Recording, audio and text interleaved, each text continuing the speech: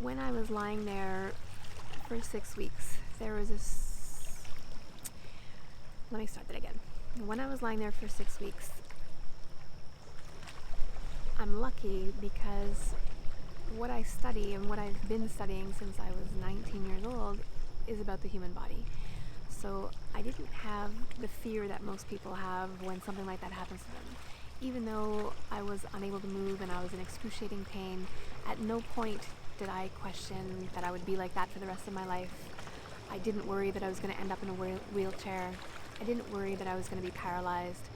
I didn't question whether I should be calling 911. I knew when it was okay to try movement and when I should back off.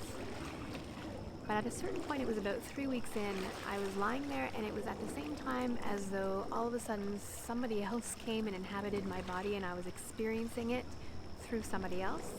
And at the same time, it's like I was hovering over myself and witnessing from the outside what was going on.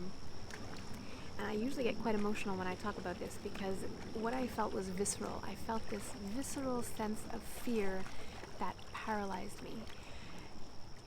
And it wasn't my own. It was the fear that I assume and imagine most people have when they are experiencing pain or illness that they don't understand, that is undiagnosed, or that people say, we don't know how to help you.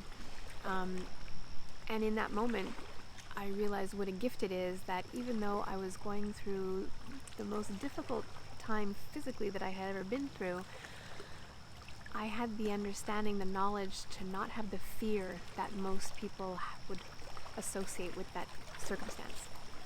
And that made a huge difference.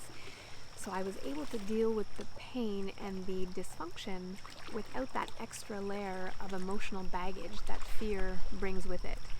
And in that moment, at that point when I still couldn't move, I started to formulate a course to give to people who are suffering from chronic pain, because I wanted them to have all the tools that I had at my fingertips, that I was able to help myself with the breath, with sound, that I knew when it was okay to explore movement. I understood when I needed to reach out and get treatment from somebody else, or when I actually needed to go to the hospital, when I needed to reach out for medication.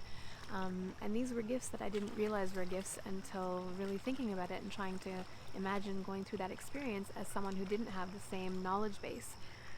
But the good news is that we all have the capacity to have this knowledge, and research now does show that the more we understand about chronic pain, the more it removes that layer of fear, which in and of itself for some people can really create a shift in how much pain they are feeling and how much function they're able to regain.